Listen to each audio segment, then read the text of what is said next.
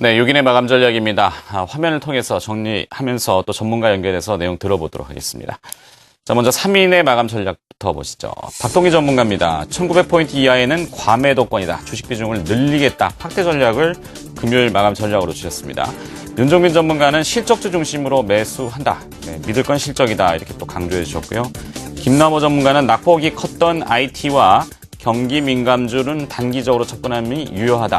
세 분 모두 오늘은 시장을 좀 긍정으로 보겠다라고 주신 것 같습니다. 이 중에서 SK증권 의정부 지점의 김남호 지점장 연결해 봅니다. 안녕하십니까? 예, 안녕하십니까? 네.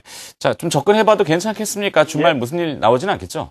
일단 종가 기준으로 지금 낙폭을 좀 줄이고 있는 모습인데요. 일단 접근을 하셔도 괜찮을 것 같습니다. 글로벌 시장이 요동을 치고 있는데, 일단 미국 대선 결과가 발표된 지 불과 하루 만에 그 미국을 중심으로 글로벌 증시가 일제히 하락세를 보이면서, 일단 국내 증시도 아침에 좀 낙폭을 켰습니다. 그렇지만 오후장 들어서 지금 낙폭을 줄이고 있는 모습인데요. 일단 표면적으로는 미국 재정 절벽 문제와 유로존 경제에 대한 우려감이 그 원인으로 작용하고 있는데, 일단 실제 오바마 대통령의 연임으로 미국 대선은 일단락되었지만, 일단 미국 재정 절벽 이슈가 중요한 이유는 일단 그 충격의 여파에 대한 불확실성이 여전히 남아있고요.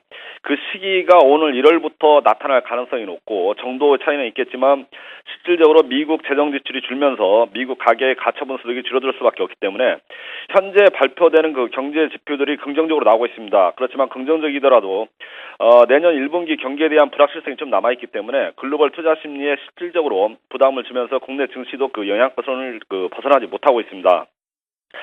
그렇지만 미 대선 이후에 재정 절벽 이슈는 부상 가능성이 충분히 좀 예견된 사안인데다가요. 그동안 그 글로벌 증시가 상승하는 과정에서 유로존의 그 경기 둔화 가능성도 꾸준히 제기되어 왔고, 특히 이번 상하원 그 의원 선거에서 민주당이 상원, 공화당이 하원을 각각 장악하는 대립구도가 바뀌지 않을 것으로 이미 예견되었다는 점에서 재정 절벽 문제를 해결하기 위한 미국 정치권도 해결의 실마리를 찾을 것으로 지금 전망하기 때문에 투자자들이 미리부터 그 극단적인 상황을 우려할 필요는 없다는 판단입니다. 그리고 그 기술적으로 보았을 때도 최근 거래량이 줄고 심리적으로 약세를 보이고 있지만은 개인적으로 보았을 때 저번에 말씀을 드린 대로 코스피 121선 1892포인트 전후인데요. 일단 여기에서 하방 경직성이 약화될 가능성은 크지 않다는 판단이지만, 일단 과거 기술적 모멘텀 좀 비교를 해봤을 때 현 지수 때는 일단 변화냐 아니면 기존 패턴으로 핵이냐의 갈림길에 있는 모습입니다. 다행스럽게도 오늘 그 1891포인트 이상 깨지다가 다시 좀 되돌림 현상이 나왔는데요. 일단 오늘과 월요일날 그 종가 기준으로 1891포인트 이상 전제된다면은 기존 패턴으로 회귀하면서 제한적인 그 코스피가 박스권 장세가 좀 예상이 되지만, 그 이하로 떨어진다면은 일단 기존 패턴의 변화로 중기 조정에 초점을 맞춰서 대응 전략을 유지해 나갈 필요가 있어 보입니다. 업종별 대응에 있어서도 실적 관련 불확실성을 먼저 덜어내는 업종들의 경우 오늘 같은 경우는 좀 반등을 하는 모습인데, 일단 가격 메리트와 경기지표 개선 기대감에 힘입어서 단기적 관심도가 높아질 수 있는 시점이기 때문에 최근에 그 낙폭 가대한 일부 IT주와 경기 민감주 중에 기간 선호 종목, 단기 트레이딩 전략을 좀 유지해 나가는 것도 바람직해 보입니다. 감사합니다. 네, SK증권 의정부 지점의 김남호 지점장 마감 전략 들어봤습니다. 고맙습니다. 네, 중국의 지표가 또 나오고 있군요. 중국은 지표를 한꺼번에 발표하는 게 아니라 오전에 한 번, 또 오후에 한 번 이렇게 하네요. 오전 10시 30분에는 중국의 물가 지표가 발표되는데 2시 반 현재 중국은 산업 생산과 소매 판매가 나왔습니다. 산업 생산은 이전이 9.2% 증가했는데 이번에 9.6%로 증가폭이 넓어졌습니다. 소매 판매는 이전치가 14.2%, 이번엔 14.5%로 오름폭이 확대됐다는 소식이 나오고 있군요. 중국 상해종합주가지수는 강보합세를 유지하고 있습니다. 자, 우리한테는 부정적인 뉴스는 아니고 긍정적인 뉴스라서 잠깐 끊고 한번 이야기 드렸습니다.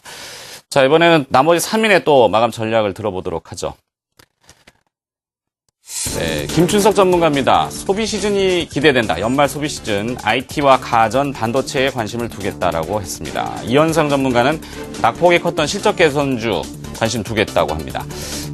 김우신 전문가는 다음 주까지 개별 종목 장세가 지속될 것으로 예상을 하고 있는데요. 이 개별 종목 어느 쪽을 봐야 되는지 동양증권 김우신 부장 연결 한번 해보도록 하죠. 안녕하십니까? 네, 안녕하세요. 김우신입니다. 네, 주말 앞둔 금요일 마감 전략 좀 부탁드려보죠.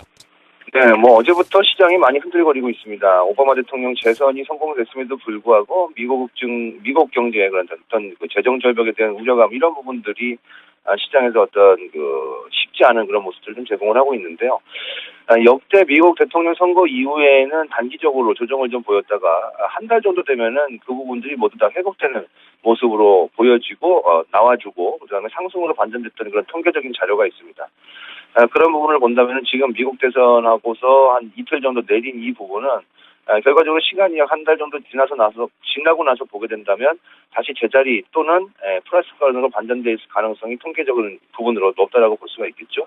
그렇기 때문에 이런 부분들은 대선 후유증 같은 경우에는 크게 영향을 받지 않는 부분이라고 저는 생각이 좀 되고 있고요.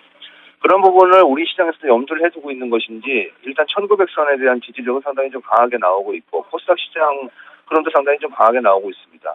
제가 다음 주까지 개별 종목 장세 연장이 예상된다라고 말씀드렸던 부분들도 바로 여기에 일맥상통한다고 볼 수가 있겠는데요. 코스피는 지금 현재 3% 정도 마이너스, 코스닥은 플러스 0.18 정도 플러스거든요.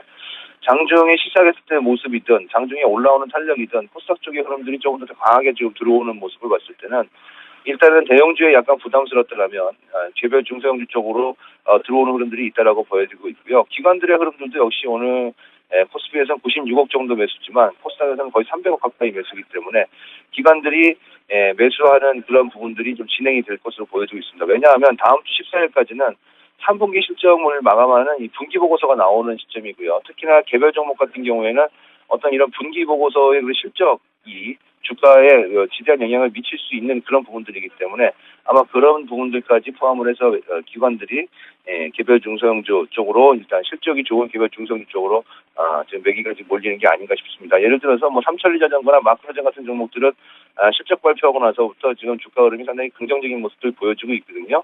이런 부분들이 바로 다음 주까지 마감되는 분기 보고서와 관련돼 있는 그런 영향이 진행이 되고 있다라고 보셔도 될 것 같습니다. 네, 동양증권 김우신 부장의 마감 전략이었습니다. 고맙습니다. 네, 네, 지금까지 고맙습니다.